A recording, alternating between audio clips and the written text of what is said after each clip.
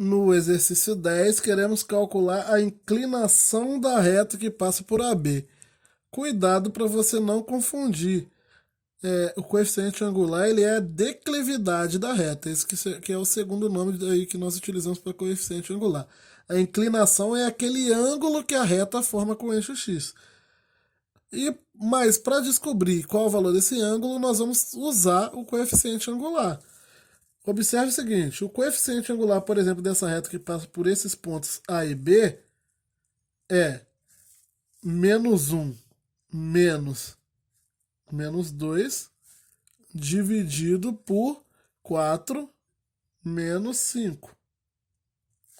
Logo, o coeficiente angular para essa reta é -1 mais 2, então -1 mais 2 sobre -1.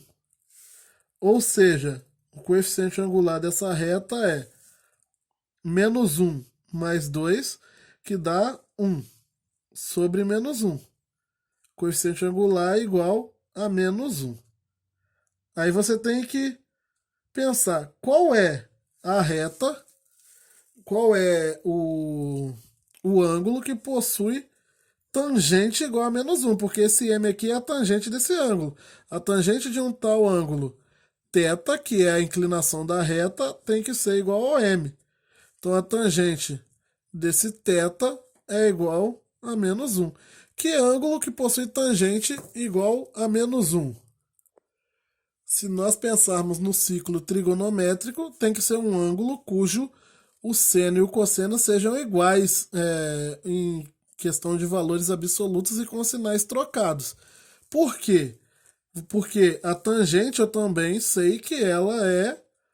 Aí vem tudo lá, né, do segundo e primeiro ano de trigonometria. A tangente é o seno dividido pelo cosseno do ângulo. Para você ter a tangente igual a -1, o valor desse seno e cosseno tem que ter o mesmo valor absoluto, só que com sinais trocados. E você sabe que esse ângulo ele é um ângulo aqui do segundo quadrante, porque a reta ela vai passar ou assim, fazendo um ângulo aqui do primeiro quadrante, ou ao contrário, fazendo um ângulo do tipo do segundo quadrante.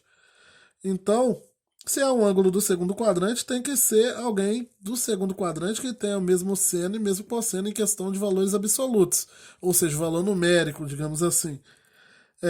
O ângulo que tem o seno e cosseno igual, gente, é o 45, no primeiro quadrante. Só que eu quero achar o simétrico dele num quadrante onde os senos e cossenos tenham sinais trocados, ou seja, no segundo quadrante ou no quarto. Só que o ângulo que eu estou procurando com certeza vai ser do segundo, né? Porque a reta ou ela vai cruzar o eixo Y aqui assim, ou ela vai cruzar ele ao contrário, fazendo um ângulo de segundo quadrante. Então, o ângulo que eu quero aqui, o θ, tem que ser um ângulo simétrico do 45 no segundo quadrante, que é o 135. Por quê? 180 menos 45, 135. Logo, acabou que eu baguncei aqui o espaço onde eu ia colocar a resposta, o θ tem que ser os 135 graus. Então esse é o valor da inclinação da reta. Eu vou usar o mesmo tipo de raciocínio para o resto das questões. Aqui, em geometria analítica, nessa parte de inclinação de reta, os ângulos ou eles são do primeiro ou são do segundo quadrantes. Eu não preciso ficar pensando muito nos ângulos de terceiro e de quarto, porque o ângulo que eu vou estar procurando sempre vai ser o ângulo de formação, formado entre a reta e o eixo X. Então, como eu disse, ele vai dar um ângulo aqui assim, ou um ângulo desse tipo, que seria um ângulo do segundo quadrante. Um ângulo obtuso, né? Entre 0 e 180. Calculando agora o coeficiente angular da letra B. Vai dar 2, menos 2 sobre raiz de 3, menos 0, então vai dar menos 2 sobre raiz de 3, menos 0, então nem vou colocar, sobre 2, menos 0, também nem vou colocar. Deixei espaço aqui para colocar e não vou.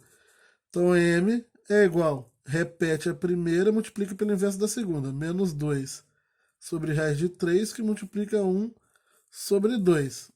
M, então, vai dar, cancela aqui 2 com 2, dá menos 1 sobre raiz de 3. Posso racionalizar, na verdade é melhor eu racionalizar para conseguir enxergar quem é essa tangente. Observe que vai dar, multiplicando por raiz de 3 em cima e embaixo, dá menos raiz de 3 sobre 3. Então, quem é o ângulo que vai ter a tangente igual a menos raiz de 3 sobre 3? O ângulo que tem a tangente igual a raiz de 3 sobre 3, a gente sempre olha para o positivo antes de ver quem é o negativo.